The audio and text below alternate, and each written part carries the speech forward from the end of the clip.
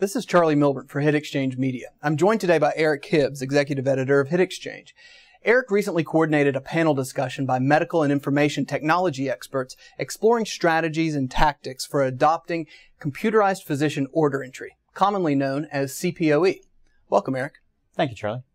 Now, tell us about this clip. I understand the panel discussion ran for about an hour but was broken up into three 20-minute segments.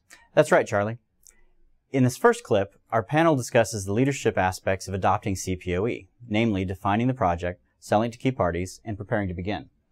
More specifically, they discussed involving executive, operations, and nursing individuals into the process. They discussed platform selection and design. They also discussed order set development and staffing. I'm sure our viewers will find some great insight here. That sounds really good. Let's watch. Let's talk about the executive involvement that you're planning for or were successful with, as well as the operational and nurse staffing. From the success stories that you hear about CPOE, it's not all a bed of roses. And as you can see, we had a sustained, slow implementation, perhaps one of the longest. And in 2002, it was realized that this is the right thing to do.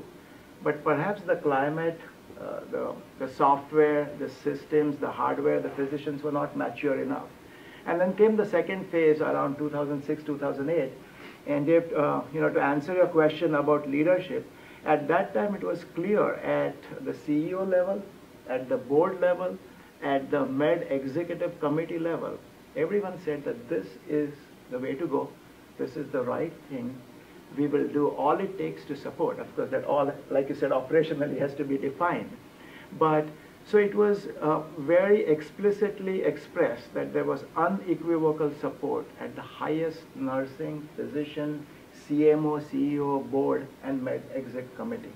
And even then, it took some time, and I'm interested in hearing the operational experiences from other groups. But this was, I just gave you a flavor of what the leadership support initially in 2002 was, and then a strong support in 2006.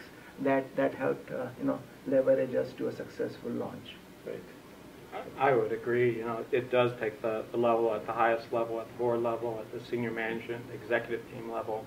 When we took the CMIO and I took the CPOE physician documentation ask to our board last December, the board members looked to the other physicians board members on our board to say, is the medical staff ready? And those board members reiterated the readiness. And as we continue to moving forward, the project sponsors, are the senior VP of medical affairs as well as our chief nursing officer, and our leadership of our overall team is really clinician led. It's co-chaired by the committee is co-chaired by the CMIO and the chief medical officer. Okay. So, Jim, what does your governance structure look like from there down? That's the leadership group. Who else is engaged in your project? Multidisciplinary from the standpoint of three associate VPs and VPs of nursing, directors of the key ancillary areas, including pharmacy, radiology, lab, risk management, HR, communications. It really cascades into 12 different work groups, including workflow, communications, decision support, documentation, order sets, order management. And each of those individual work groups most of them are led by a physician. Okay, great. Robert or PB, any thoughts on governance? Or sure. Yeah, our governance structure is similar to what Jim described. We have support. We made our ask for the project about 5 months ago and received strong board approval. And we have support also from throughout our organization. It's been made clear by our board and by our executives, our physician leaders, that implementing the electronic medical record is priority one for the organization. It's a must-do. We're absolutely committed. Our governance structure, we have 3 executive co-sponsors. Our president of our physician network, the head, executive vice president and CEO of our 2 hospitals, and our Chief Financial Officer. So everybody in the entire John C. Lincoln Health Network that's going to be affected by or be using Epic is represented by those 3 executives. They are attending every one of our steering committee meetings, and on the steering committee we have representation from the VPs and directors from across the organization as well.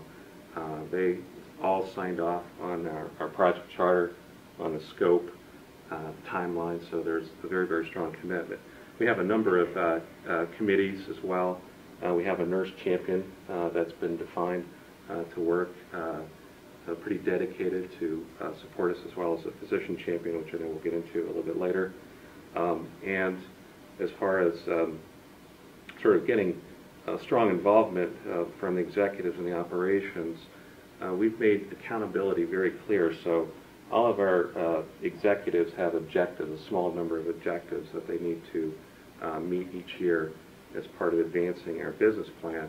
And for every single one of them, successful implementation of the JCL Connect project, which is what we call our EMR, is a key part of that. Also extends to having clear accountability for workflows. So, end-to-end workflows often span individual functional areas, of course, with an organization. So it's really critical that there's operational ownership for every single one of these workflows. So there's a name attached from an operational manager at appropriate level, typically a director, for each one of these workflows. And we think that clear accountability is what's really driving outstanding support and participation throughout our organization at this stage. Yeah, I like that alignment of everybody's goals with that. That's smart. I'm curious, when you go live with your EHR on the inpatient side, are you going to go live with CPOE at the exact same time, or are you going to push that out a couple months? We've decided to follow Epic's strong recommendation, which is tear the Band-Aid off, rip it off. It's going to be painful, whether you do it slow or fast. We decided to go ahead and get the pain over with, get the project completed, get the initial scope implemented as quickly as we can, and then focus on optimization. Okay, very good. PB, comments on that, but also I'm curious about what you talked about in your intro about the order sets, and can you help us understand or discuss what kind of workload you have to put into those order sets ahead of time and why that's important? In our situation, we're a little bit different in that we're a closed medical staff, and we have about 300 physician providers and about another 100 plus mid-level providers in our multi-specialty group. And the CEO of our group is a physician, and basically at the kickoff of this project said, we're gonna do this, and there's going to be change in some areas. There may be issues that we have to work through, but we're all going to do this. So I think that was extremely helpful to have our top physicians say that this is going to happen, and got the buy-in. I think in terms of your question on order sets, that's where I was talking about the end user level, where I think you really have to have buy-in from folks who are at that level of patient care to come and meet with your informatics team or your bill team, and really sit down and spend the time that's needed to make an order set very user-friendly and usable. I think that my experience has been that a lot of these order sets that come with systems still need a lot of work to fit with at least our organization's needs. I think also that from an order set level, one thing that we had to make a concentrated effort on is that in the paper world, when you're free texting orders, providers write orders in many different ways for sometimes the same test, and it was always someone else's job to translate that order into a computerized system, like currently in our inpatient setting, which we're not live on Epic yet, we're on Star, and so somebody was entering the orders in Star and had to translate. I think that translation from free text to discrete ordering is such a challenge, because there are so many ways to sometimes order the same thing. So you know, in the background of the order set, even though it's in the order set in a discrete way, behind that has to be that translation that I think as an informatics person, that's where you know, we come into play, meeting with the providers and making sure that it'll be usable for them when it goes live. Any other thoughts? What I would re-echo what you said about order sets. You know, they are both, the value of the order sets is both underestimated or overestimated, depending on how you look at it. And the order sets meet two broad categories of, you know, functional use. One is order sets of convenience, right? You have repetitive kinds of asthmatic admissions or a post-operative patient, and instead of having to a la carte search and enter the 23 most common you know, catalog items, those are bunched together, which makes it easy for the buy-in. You know, it makes it convenient. At the same time, they have the potential of bringing and driving evidence-based care, because if you bring the right items, you bring the right antibiotics, the right choices, the labs that should or should not be ordered, they are, you know, they are presented to the physician right there. And when I said that they could be overestimated, what I meant by that was, if you look at the order set, it contains nothing but individual catalog, you know, items, which are drugs, labs, nursing orders. So equal importance should be given really to optimize, clarify, clean up individual items. And so if a physician can order one drug by searching, one lab, one nursing order, they should be fine. Theoretically, they should be fine. And it is important at the order item level to clarify and clean. And I'll give you an example. If a drug, you're ordering a drug, limit the number of units, or maybe just one. Limit the number of routes, so that the order that results from it is clean, is unambiguous, is safe, and without extensive training, consistency, the same look and feel, the human factors, engineering aspects of how you move from one tab to the other, those are the things that can help beyond your training around the CPOE period, because, you know, now none of us had an in-service on eBay or Amazon or Travelocity. So those systems are designed to be intuitive. So that's an important aspect. Focus on the components that go into the catalog item. Well, Vinay, after you went live, I'm curious, were you on paper order sets before, standardized paper order sets? So in 2009, we were hybrid, right? There was the neonatal intensive care unit and the pediatric ICU, and then the ED. And so the hybrid state was really concerning, and it was a safety issue as patients moved from an electronic unit to a non-electronic unit. Right. I do not think, again, this predates me, so I may not know the entire history, but in 2009, we converted the last 20 or 25% of the paper orders to CPOE. At that time, I do not believe that there were existing remaining paper protocols. I think, like Prabodh mentioned, there were a la carte orders, free text orders that folks were writing. And, you know, at that time we saw chances of improvement, and you see them all the time. They are like kids, like nurturing. You think the diaper phase is gone, and the next tantrum phase is gone, and the teenage phase comes, and the college. So it's a constant, you know, by the time you celebrate one victory, the next phase of to-do things appear. So it's a constantly, you know, growing, nurturing kind of thing that has to be done. So when you went from that non-standard order set into that electronic order set, I assume you followed some sort of evidence-based approach to standardize, right? Did you guys actually observe any difference in outcomes from that transition that was notable?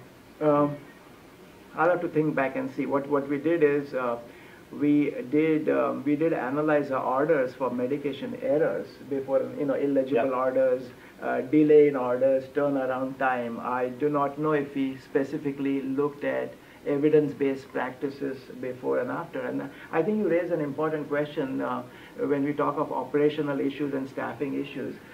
So much of our time is spent just puffing and panting uphill that unless you have additional resources simultaneously sitting with you in IT whose job is only to evaluate the systems, that thing kind of falls behind, right? You're just getting stuff done. And in academic centers, they have the whole infrastructure for people to evaluate that. And maybe in hospitals like ours, we did not have the full. Okay. Good. So I want to ask a question that may help some of the readers out there that might not have selected a platform yet.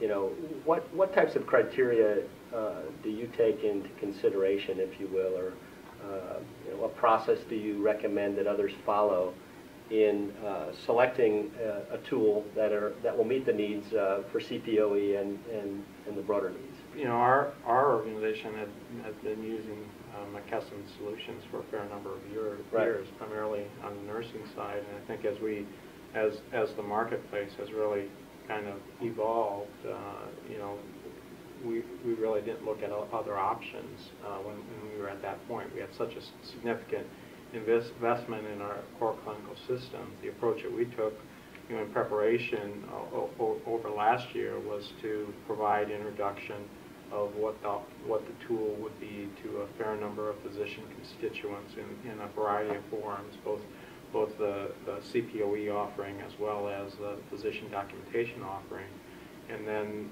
really took a pretty large group on a site visit to see the product in use. I think it's, you know, fair to say that any solution is really ultimately dependent upon how it's installed. So, you know, our goal really was how to make it work for us. Good. Yeah, you know, my observations, PB wasn't in the picture when we did our selection. We brought him on board into the CMIO role afterwards, although he was here as a physician during that time. I think we followed the same model. We tried to involve a large group into that decision-making process, particularly some of those key leaders that we're going to label with responsibility or accountability later, because the more buy-in you can get into that decision, obviously, the more support I think you're going to have as you move forward. Interestingly enough, though, I don't think we weighted the CPO element of an EHR very heavily in our evaluation process. I think we were really focused on that big picture, and we were just kind of, I think, maybe our plan was a little bit of hope that, hey, the CPOE, this piece of this is going to work okay for us. And Dave, you know, you brought up an important point. You cannot overstress the importance of evaluating, because you hear stories and you hear the needs of having to revamp your entire system. So I would say that your evaluation process spans the entire gamut, from social networking to a formal consultation, class evaluations, national meetings like HIMSS, vendors, site visits, talk to your listservs, and find out every piece of information before picking up the pen. Very good. You know, I would add just generally there's good practices for selecting an information system that have been commonly used by organizations for many years, and it's important to consider a variety of criteria. This is probably could be one of the biggest investments, if not the largest investment, for a lot of hospitals. So, you know, you want to look at more than just the cost. You want to not just the features, but you want to consider, you know, implementation, approach, operational risk, return on investment, the vendor's reputation. And I think I would agree. I think getting the stakeholders involved as early as possible in defining the requirements. I know that was part of the process that occurred before I came on board, was our stakeholders were polled as to what are your top requirements for an electronic medical record. And I would echo that CPOE was just part of it. It was really looking at the whole thing.